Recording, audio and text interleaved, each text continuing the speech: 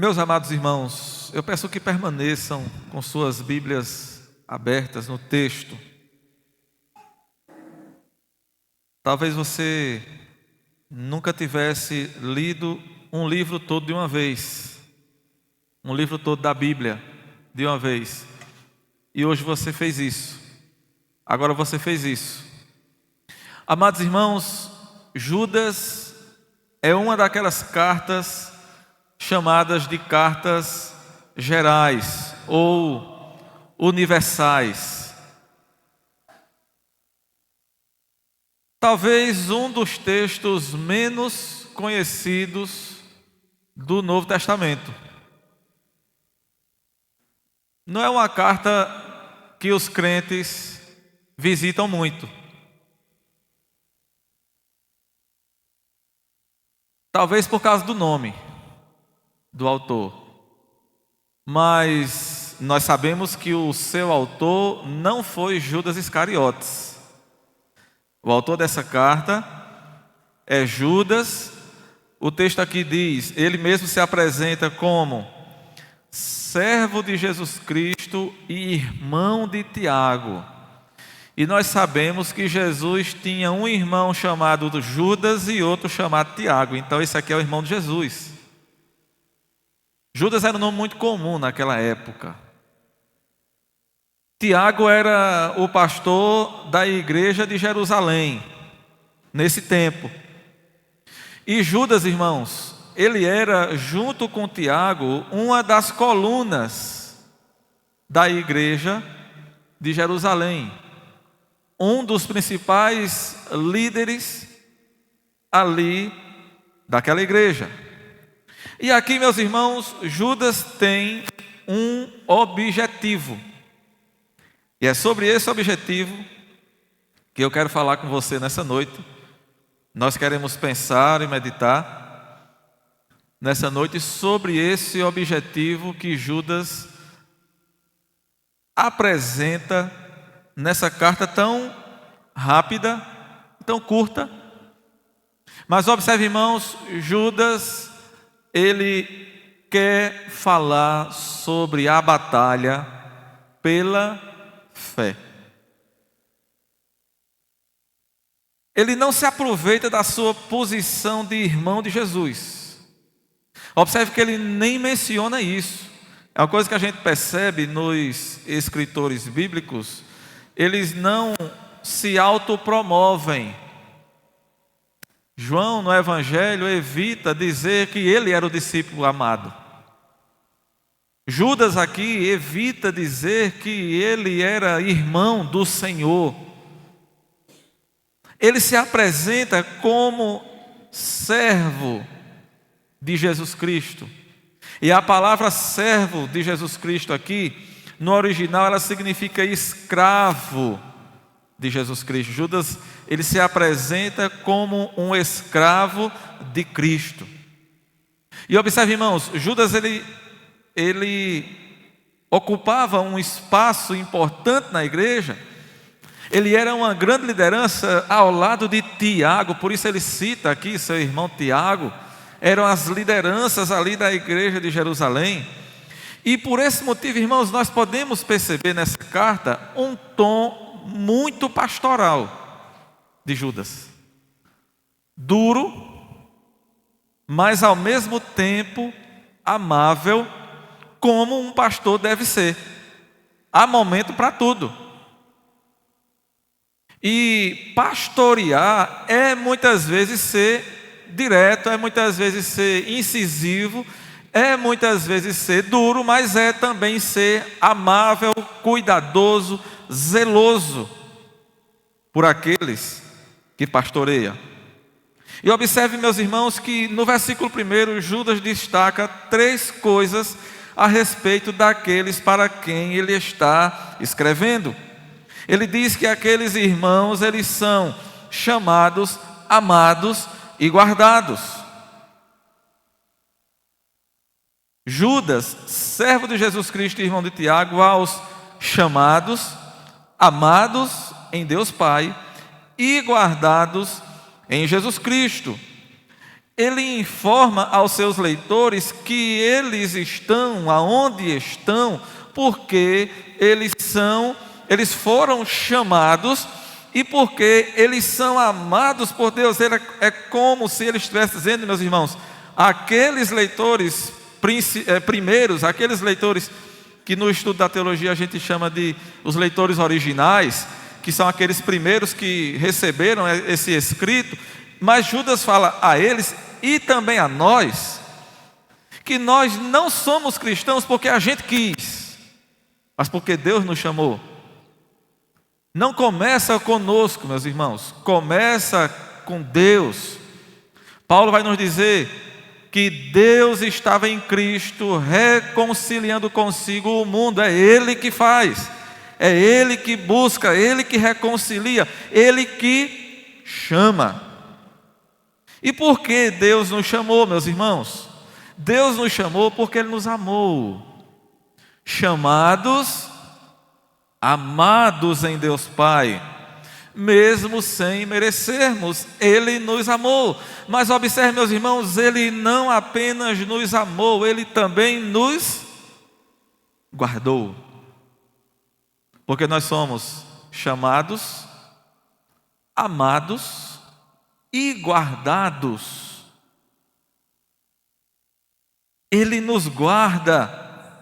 A ideia é a de que Ele nos guarda enquanto a gente caminha nessa vida. Observe que no verso 24 aqui, Ele vai nos dizer que Deus é poderoso para nos guardar de tropeços. Portanto, por isso Ele começa dizendo que nós somos chamados, amados e guardados. Ele nos guarda, meus irmãos. Isso aqui é um consolo para nós, porque nós estamos guardados por aquele que é poderoso. Aquele que é poderoso não somente para nos chamar e para nos salvar, mas como também vai nos dizer o apóstolo Paulo, Ele é poderoso para guardar, para preservar o nosso tesouro, o nosso depósito. Como a gente canta, segundo as palavras do apóstolo Paulo, eu sei em quem tenho crido e estou certo que Ele é poderoso para guardar o meu tesouro até o último dia, até o dia final, para guardar o meu depósito, como diz o apóstolo Paulo.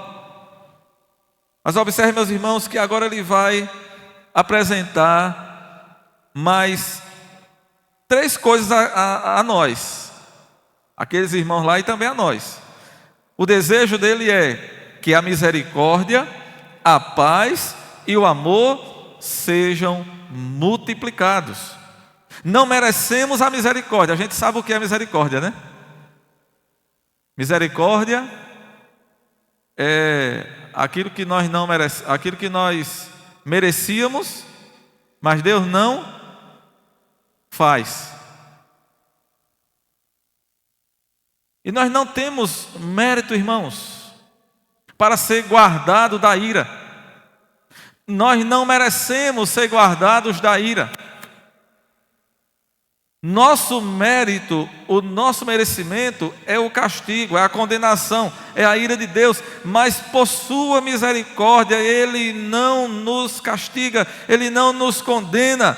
E observe, meus irmãos, a oração de Judas, o desejo de Judas é que a misericórdia seja multiplicada. A misericórdia, a paz e o amor.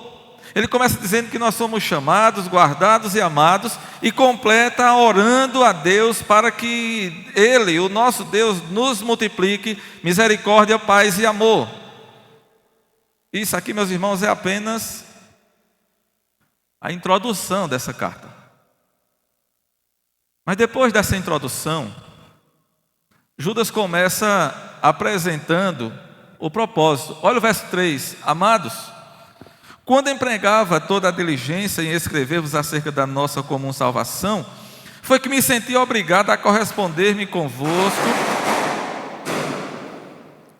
exortando-vos a batalhardes diligentemente pela fé que uma vez por todas foi entregue aos santos. Aqui ele apresenta o seu propósito. Observe, meus irmãos, no verso 3 ele diz: amados, eu queria escrever outro assunto, eu queria escrever outro tipo de carta, quem sabe algo mais extenso até, algo mais longo. Ele queria escrever sobre a salvação, é o que ele diz aqui: eu empregava toda a diligência para escrever-vos acerca da nossa comum salvação. Mas observe, ele sentiu a necessidade de mudar o assunto. Ele diz: eu me senti obrigado a corresponder-me convosco agora de outra forma, escrevendo outro assunto para vocês. Porque, meus irmãos, ele viu o perigo que rondava aquelas igrejas, o perigo que estava assaltando aqueles irmãos. Então ele tem que mudar os planos. Ele não vai mais falar sobre a comum salvação, mas ele vai falar sobre a luta, a batalha pela fé que uma vez por todas foi entregue aos santos. E observe, meus irmãos, afinal, o que foi que aconteceu de tão grave que fez com que ele mudasse os planos? O que foi que fez com que ele mudasse o propósito para escrever essa carta falando sobre a luta, a batalha da fé? Olha o verso 4, ele disse: porque certos indivíduos se introduziram com dissimulação, os quais desde muito foram antecipadamente pronunciados para esta condenação, homens ímpios que transformam em libertinagem a graça de nosso Deus e negam o nosso único, soberano e Senhor Jesus Cristo. Observe, meus irmãos, certos indivíduos se misturaram dissimuladamente no meio da igreja. Judas vai dizer que eram homens ímpios, eram falsos crentes, falsos mestres. Eles pareciam crente, mas não era crente de verdade. Tinha fala de crente, mas não era crente de verdade. Tinha jeito de crente, mas não eram crente de verdade. E Judas vai dizer que eles haviam transformado a graça em libertinagem. O que foi que eles fizeram? O que é isso? Transformar a graça em libertinagem. Isso aqui, meus irmãos, é a ideia de que uma vez salvo, pode viver do jeito que quiser. Não tem problema. A gente já está salvo. E uma vez salvo, salvo para sempre, então está tudo certo. Vamos viver do jeito que a gente quiser. E isso leva a uma negação de Jesus Cristo. Quem vive de tal forma, nega o Senhor Jesus Cristo. Quem não entende a graça, irmãos, porque alguém entender que porque é crente e está salvo, pode viver de qualquer jeito, é não entender a graça. E quem faz isso, nega o Senhor Jesus Cristo. É o que Judas termina dizendo no versículo 4. Eles transformam a graça em libertinagem e negam o nosso único soberano e Senhor Jesus Cristo. Então agora, meus irmãos, Judas ele vai apresentar a nós alguns exemplos para mostrar o perigo que aqueles irmãos estavam correndo. Ele vai nos falar sobre o povo de Israel que foi liberto do Egito, mas que misturou a graça. Ele vai nos falar dos anjos caídos e ele vai também nos falar de Sodoma e Gomorra. No verso 5, ele fala do povo que saiu do Egito. E aquele povo foi tão desobediente a Deus, tão reclamento, murmurou tanto, e foi tão desobediente que Deus proibiu a entrada daquele povo na terra prometida. A gente está vendo isso exaustivamente na quarta-feira, no estudo da carta dos Hebreus. E por isso eu não vou entrar em muitos detalhes aqui, mas nós sabemos o que aconteceu. Todos os que saíram do Egito foram castigados e não puderam entrar na terra. Os seus filhos foi que herdaram a terra. Depois, Judas vai nos lembrar no verso 6, você pode ir acompanhando aí, ele vai falar dos anjos que caíram, os anjos que não guardaram o seu estado original, mas abandonaram o seu próprio domicílio, se rebelaram contra Deus. E observe, irmãos, esses assistiam diretamente na presença de Deus e caíram. A gente sabe que eles caíram por causa de uma rebelião liderada por Satanás, se voltaram contra Deus e Deus então expulsou esses anjos do céu e os condenou ao castigo eterno. Depois Judas nos lembra no versículo 7 de Sodoma e Gomorra. A gente conhece muito bem aquela história. Aquele povo desobediente, rebelde, ímpio, entregues à prostituição, entregues aos piores pecados, e o que é que diz o texto? Sofreram a punição de Deus. O que é que Judas está nos mostrando aqui, meus irmãos? Exemplos da justiça de Deus, exemplos que Deus nos adverte, e Judas está aqui colocando para nos dizer: olhe, igreja, não brinque com Deus, não brinque com a graça, tenha cuidado. A Bíblia nos diz que Deus é fogo consumidor. E nos diz também a Bíblia que horrenda coisa é cair nas mãos do Deus vivo. O que Judas está nos dizendo aqui, irmãos, é: não brinque com Deus. Não fique brincando de crente. Tem gente que nem aproveita aqui e nem vai aproveitar no céu. Brinca de crente, mas não é crente. Fica com um pé lá e outro cá. Como alguém já disse, é um pé na igreja e outro pé no mundo. Um pé dentro e outro fora. Um no mato e outro no caminho. Isso é brincar com Deus. Isso é brincar com a graça. É transformar a graça em libertinagem. É negar o Senhor Jesus Cristo. Eu lembro que certa vez um professor do nosso seminário disse: ninguém que, tendo reconhecido que foi salvo pela graça e é alvo da misericórdia de Deus, vai dizer: eu vou pecar porque Deus está pronto para me perdoar. Isso não é pensamento e nem atitude de um crente. Não, eu vou pecar porque Deus é rico em misericórdia, Deus é longânimo, é perdoador, então eu vou pecar porque Ele me perdoa. Essa não é e não deve ser a atitude de um salvo. Isso é brincar com a graça, é negar o nome do Senhor Jesus Cristo, é pisar o sangue precioso de Cristo que foi derramado por nós na cruz do Calvário, meus irmãos. Temos aqui um grande alerta.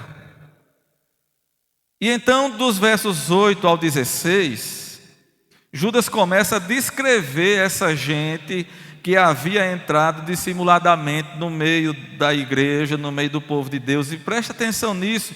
Observe, irmãos, aqui nos versículos 8 até o 16, ele não tem paciência nenhuma com esse povo. Se você fizer uma leitura atenta, você vai perceber isso. Ele não tem paciência nenhuma com esses falsos crentes. Ele usa palavras fortes. O tom é duro e agressivo. Olha o verso 8. Ora, estes da mesma sorte, quais sonhadores alucinados. Aqui no original é a ideia de animais irracionais. Esse termo sonhadores alucinados aqui é a ideia de animais irracionais. A NAA, Nova Almeida Atualizada, ela traduziu da seguinte forma: brutos sem razão. E se nós fôssemos traduzir literalmente, seria bestas selvagens. É o que Judas está dizendo aqui. Ele diz: estes da mesma sorte, quais sonhadores alucinados, não só contaminam a carne, como também rejeitam o governo e difamam autoridades superiores.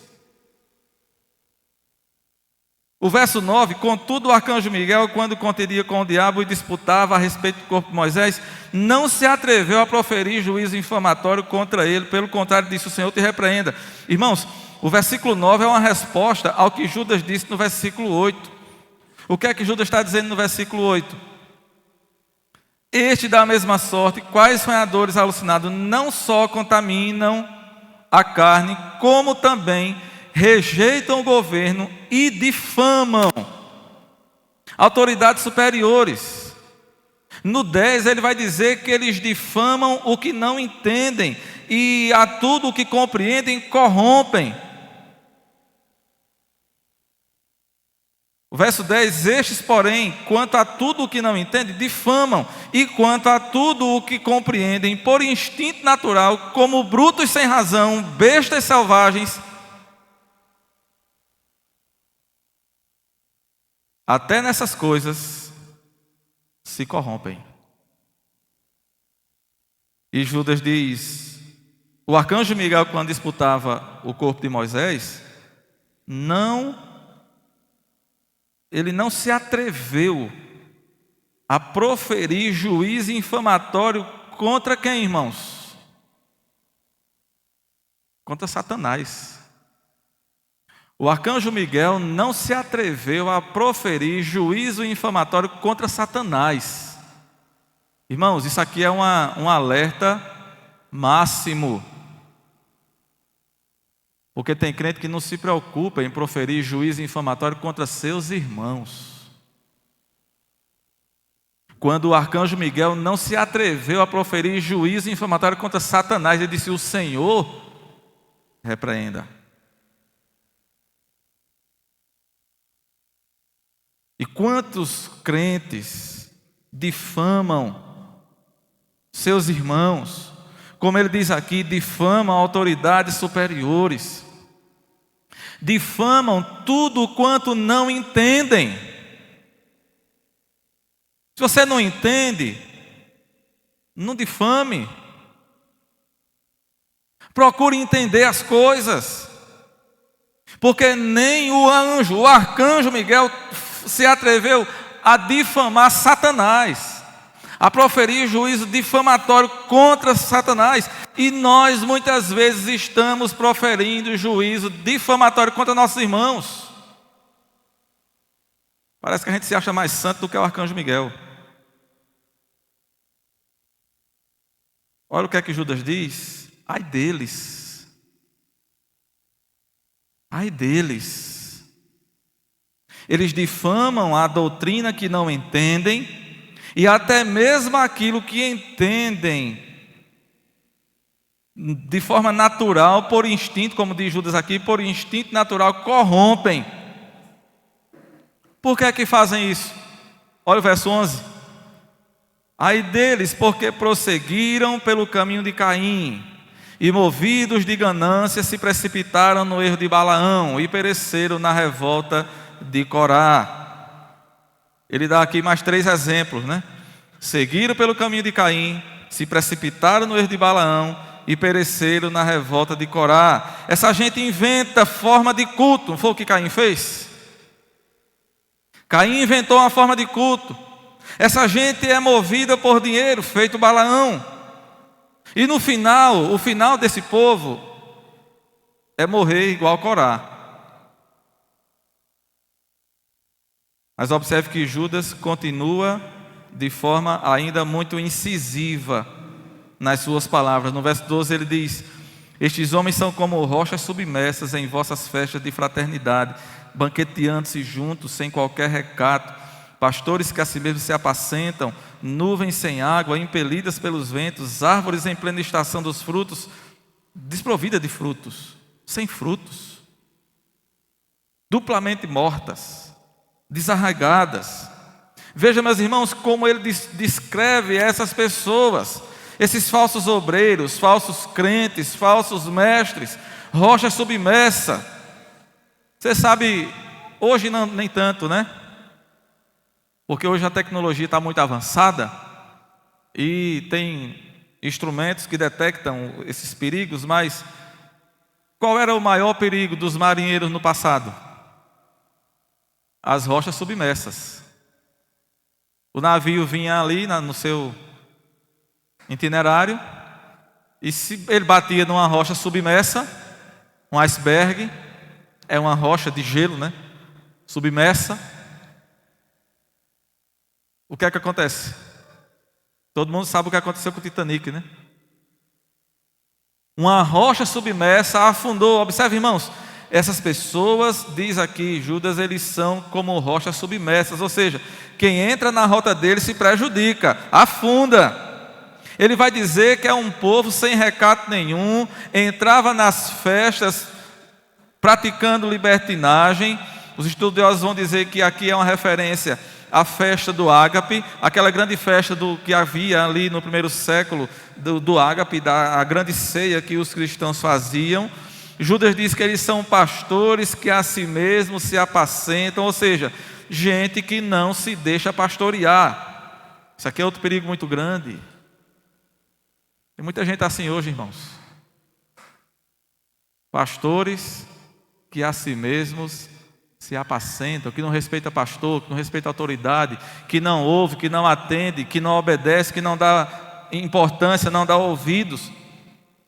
Pastores de si mesmos, nuvens sem água, parece que tem água, mas não tem. Árvores que no tempo dos frutos até parece que tem frutos, mas não tem fruto nenhum. Parecem ter frutos, mas estão desprovidas de frutos.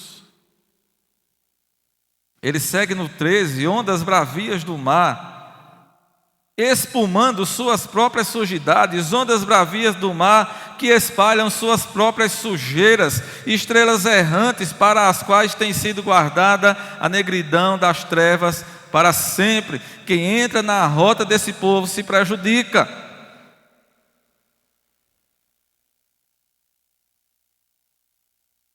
E nos versos 14 ao 16, terminando essa palavra pastoral mais dura, ele termina dizendo que Deus preparou o juízo para essa gente. Deus preparou a condenação para essa gente. Agora, meus irmãos, no 17 em diante, nós temos uma mudança de perspectiva. O pastor fica mais calmo, porque ele estava nervoso. Até o 16, ele estava meio aperreado.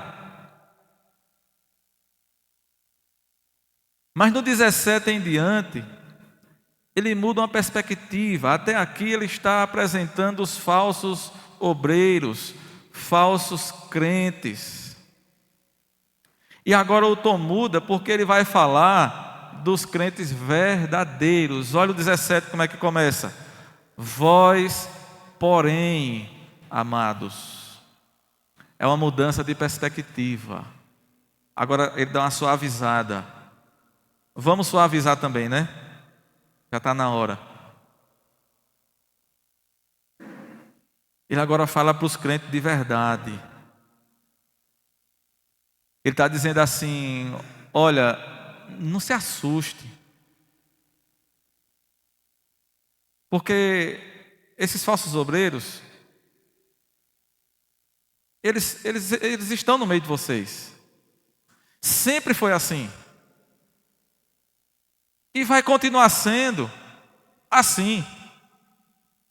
Olha o verso 17. Vós, porém, amados, lembrai-vos das palavras anteriormente proferidas pelos apóstolos de nosso Senhor Jesus Cristo. Judas aqui, ele lança mão da autoridade apostólica. Ele aponta para o ensino apostólico. Lembrai-vos das palavras anteriormente proferidas pelos apóstolos. Irmãos, aqui é onde está a nossa fonte de autoridade. Para nós aqui, qual o significado das palavras anteriormente proferidas pelos apóstolos do nosso Senhor Jesus Cristo? Isso aqui, meus irmãos, é um chamado a nós, para nós nos voltarmos para a Escritura, para a palavra de Deus. Nós estamos, irmãos, fundamentados na Escritura, na palavra de Deus, na palavra profética, na palavra apostólica, no fundamento dos profetas e apóstolos de nosso Senhor Jesus Cristo. E é isso que ele diz. O que é que ele diz? Eles nos diziam, verso 18: no último tempo haverá escarnecedores andando segundo as suas ímpias paixões. E são estes os que promovem divisões sensuais que não têm o Espírito. Judas está dizendo, olha, os apóstolos já diziam isso. Lembre-se do que os apóstolos disseram.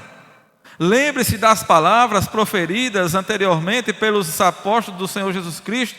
Nos últimos tempos isso vai acontecer. Surgirão falsos mestres, escarnecedores, E observe, meus irmãos, não somente os apóstolos, mas o nosso Senhor Jesus Cristo também nos ensinou isso, também nos lembrou isso. Então ele faz essa mudança de perspectiva, nos chamando à lembrança, nos chamando para olhar para trás, olhar para o que nós temos de ensino dos apóstolos, dos profetas, do nosso Senhor Jesus Cristo. E depois que ele faz isso, no verso 20, mais uma vez ele diz: vós, porém, amados. Por que vós, porém?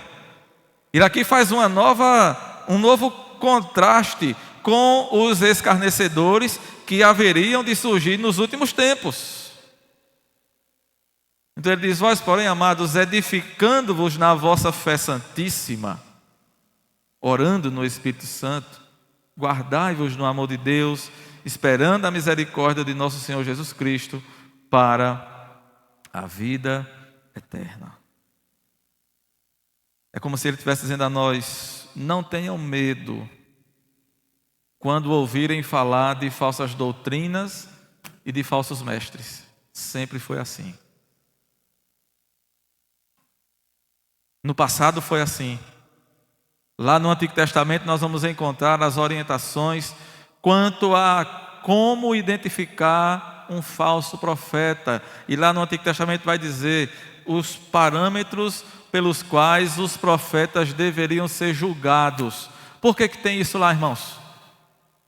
Porque lá no Antigo Testamento já existia falsos profetas. Jesus disse: acautelai-vos dos falsos profetas.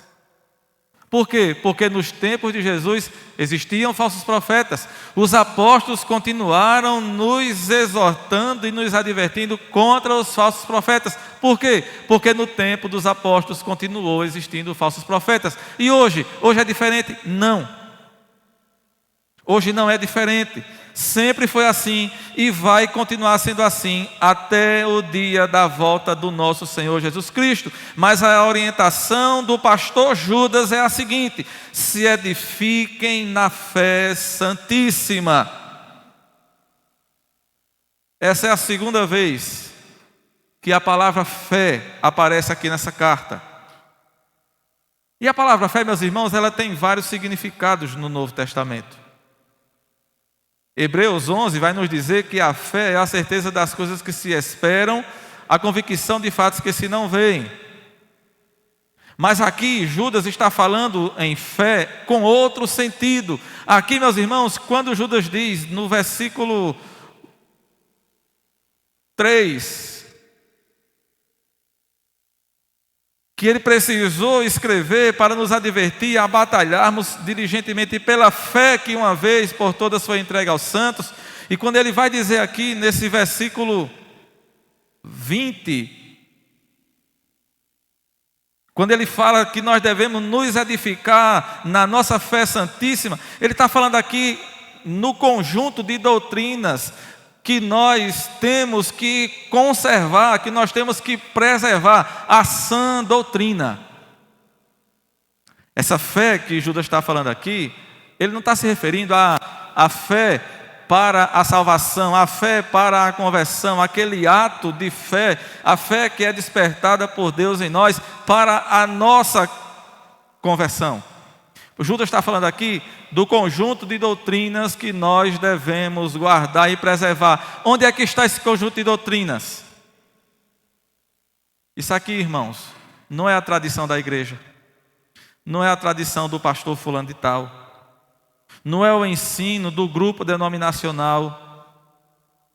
Judas está falando aqui da Escritura, da Palavra de Deus, do ensino dos profetas e dos apóstolos de nosso Senhor e Salvador Jesus Cristo.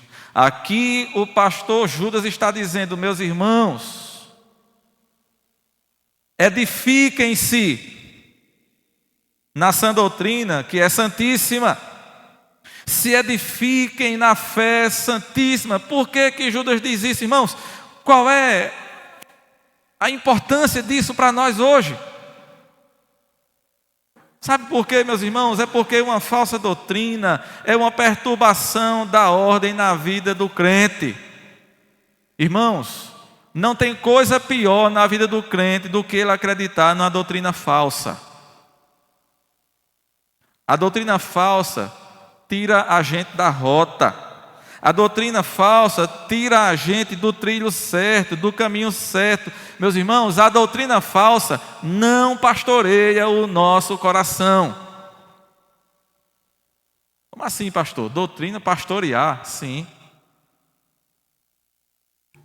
A doutrina falsa não pastoreia o nosso coração. Observe, irmãos, o pastor Judas está dizendo aqui para nós, irmãos, se vocês querem ter o coração e a mente de vocês protegidos, edifiquem-se na fé santíssima, edifiquem-se na sã doutrina. O que é a sã doutrina, meus amados? É aprender de Deus, é aprender quem é Deus, é aprender o que é a igreja, como nós somos salvos, como foi o procedimento para a nossa salvação, como é esse amor de Deus por nós, como é que Deus nos chama, como é que Ele nos guarda, o que foi que Ele fez por nós,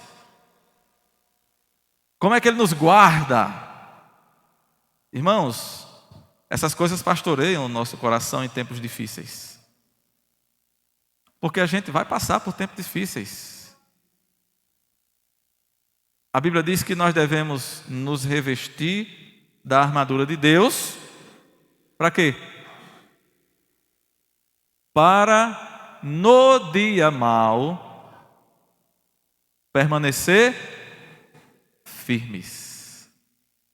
É a doutrina que pastoreia o nosso coração.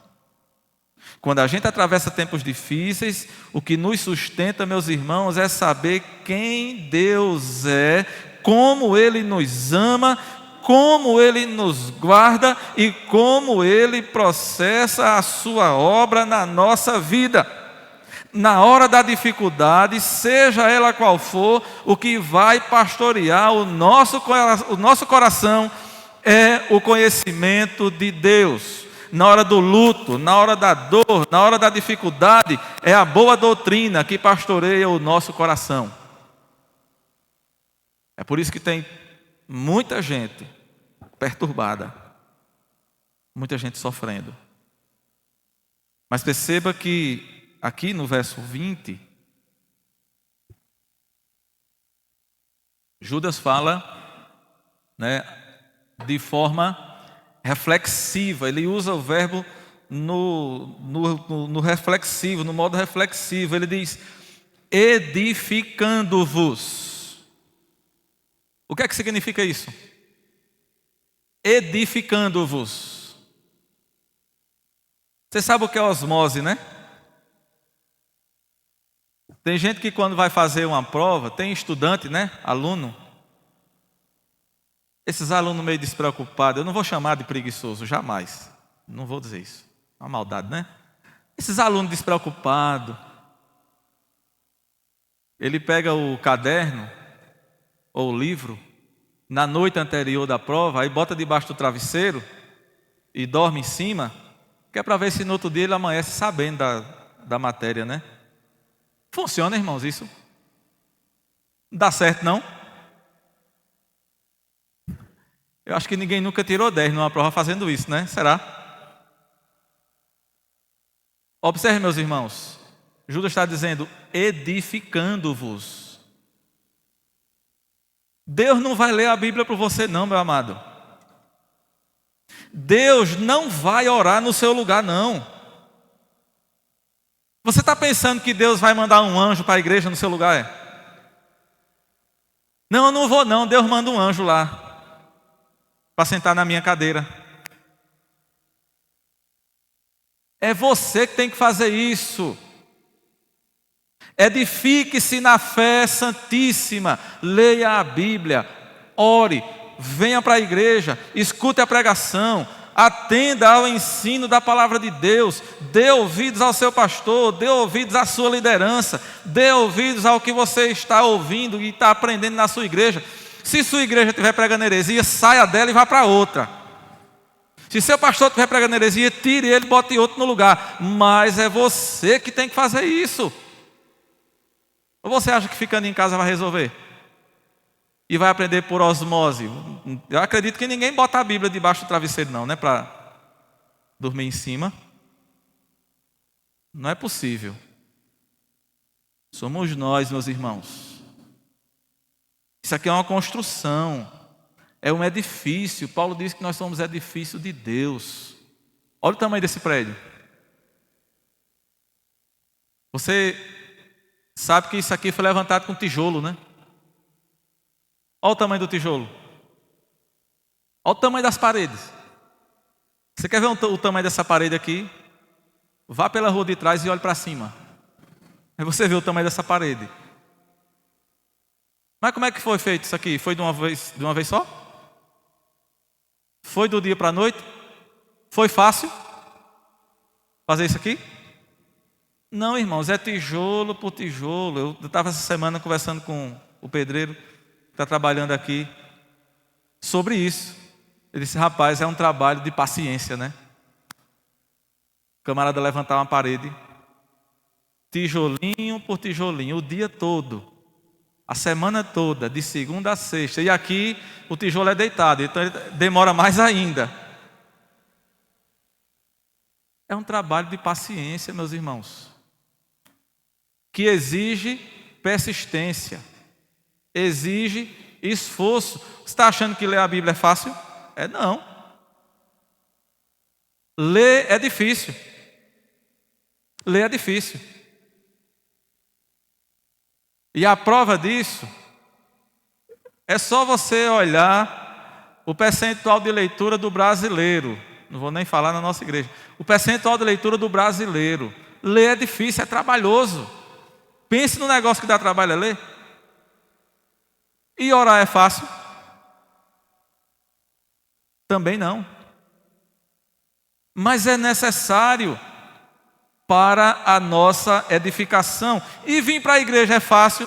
Também não é, porque aparece 1001 coisa para nos desviar. É um vizinho que chama, é um parente que chega, é uma dor ali, foi a unha que quebrou, foi o cabelo que doeu, foi não sei o quê, uma torneira que estourou, é a panela que está pegando fogo, aparece de tudo. E ou a gente toma uma atitude na nossa vida firme, ou a gente não faz isso aqui não, meus irmãos, porque isso é difícil, isso é trabalhoso.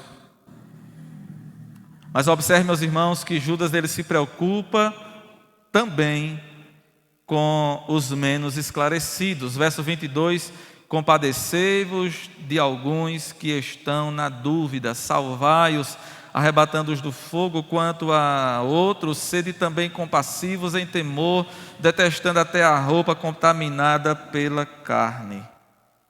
Ele nos lembra, irmãos, que nós devemos ajudar os mais fracos e não aumentar ainda mais a carga deles. Ajude os mais fracos, se compadeça dos que estão na dúvida, ajude os que não estão esclarecidos. Ele fala, meus irmãos, em salvá-los, arrebatando-os do fogo, odiando até a roupa contaminada. O que é que ele está dizendo aqui, irmãos? Ele está dizendo, olha, se aproxime para ajudar, mas tenha cuidado para que você também não se contamine. Em outras palavras, e o sentido original do texto é assim: tenha misericórdia dos mais fracos, mas faça isso com cautela para você também não se contaminar com eles, com a roupa deles. A ideia é essa. Quando ele diz aqui, detestando a roupa contaminada, o sentido no original aqui é o cuidado para eu que vou ajudar quem está em problema, não me contaminar com a roupa dele. É eu que vou ajudar, me guardar para não ser arrastado e também contaminado. Mas ele termina, irmãos, a sua carta dizendo, olha, se você está lendo isso aqui, se você está recebendo essa mensagem, é porque Deus te guardou. Ele te guarda, é porque Ele te chamou, Ele te amou e Ele te guardou. Não é porque você é bonzinho, não. Não é porque você merece, não é porque você tenha mérito, é porque Deus nos guarda, nos ama, nos chama, apesar de nós. E Ele diz no verso 25, há único Deus nosso Salvador, mediante Jesus Cristo, Senhor nosso, glória, majestade, império e soberania. Que coisa maravilhosa, irmãos.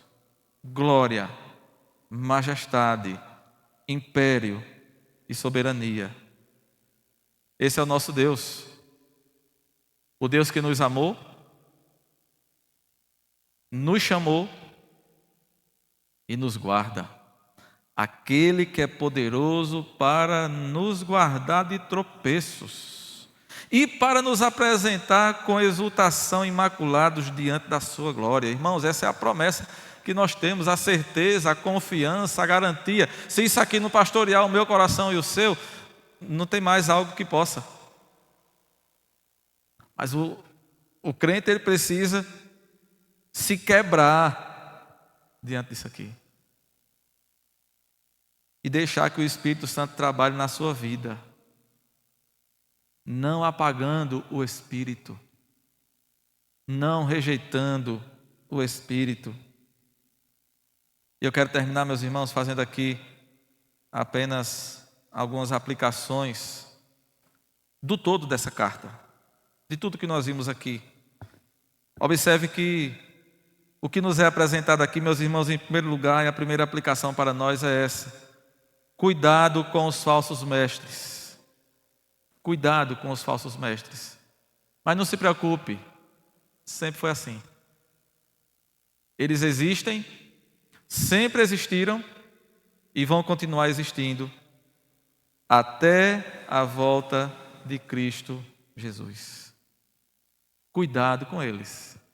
Esteja firme. E para isso, o que é que nós temos que fazer? Edificar-nos, como ele diz no verso 20, edificando-vos. Por que é que eu e você precisamos ler a Bíblia, orar e frequentar a igreja? Para a gente se edificar. Eu sempre digo, irmãos, que é um tripé. Guarde isso aí na sua mente. Guarde no seu entendimento. É um tripé. Você já viu um tripé? Qualquer tripé. Aquele que está segurando a câmera do celular ali é um. Tira uma dessas pernas aí para você ver o que acontece. Ele cai. O crente, ele tem um tripé fundamental e extremamente necessário na sua vida: leitura da Bíblia, oração e frequência na igreja. Se você tirar um desses três, você cai, meu amado. Não se engane, não. A primeira luz de alerta que acende é quando a gente começa a faltar na igreja, ou quando a gente não lê a Bíblia, ou quando a gente não tem tempo para orar. Qualquer um desses três aí aconteceu, acende o alerta. É um tripé. Se tirar um deles, você cai. A segunda aplicação, meus irmãos, é que quanto a nós, Judas está dizendo: busque a fé santíssima, seja edificado, aprenda a doutrina e viva a doutrina. Veja, meus irmãos, aprenda a doutrina e viva a doutrina. Não é só ter ela aqui, não. Tem muita gente que tem tudo na cabeça, conhecimento nas alturas, mas não tem vida, não tem prática. Aprenda a doutrina, mas viva a doutrina. E em último lugar, a mensagem aqui é: cuide e pastoreie aqueles que precisam. Cuide e pastoreie aqueles que precisam. Judas está nos resguardando, meus irmãos, quanto a termos um coração orgulhoso. Porque tem gente que é assim, eu aprendi a boa doutrina, mas eu não tenho paciência com os outros. Tem paciência não, pastor? Olha, não é comigo não. Não, meus irmãos, Judas está dizendo: cuide dos mais fracos, compadecei-vos dos que estão na dúvida, pastoreie esse povo. Cada um conhece a sua dificuldade e o sofrimento que carrega. E Judas está nos dizendo: cuidem uns dos outros, cuidem desse povo, pastoreie esse povo. Cuide da doutrina, mas cuide uns dos outros. Meus irmãos, eu espero que nós aprendamos com essa doutrina. E entendamos, irmãos, o quanto que nós precisamos melhorar a cada dia a nossa vida espiritual. Todos nós. Pastor, mas eu leio a Bíblia todo dia, eu oro, tenho minha oração e eu não perco um trabalho. Ótimo, mas continue, permaneça e quebrante seu coração para que você não se torne orgulhoso. Isso aqui já é outro extremo e não tem como a gente entrar nele. Mas há um outro perigo também muito grande. É de eu e você nos tornarmos orgulhosos porque a gente lê muito, porque a gente ora muito e porque a gente não perde nenhum trabalho. Aí a gente se torna orgulhoso. Isso é outro perigo muito grande, mas vai ficar para outro dia. Sejamos pacientes, compassivos, amorosos, cuidadosos. Oremos mais, leiamos mais a Bíblia, aprendamos mais a boa doutrina e cuidemos dos nossos irmãos. Que Deus nos abençoe.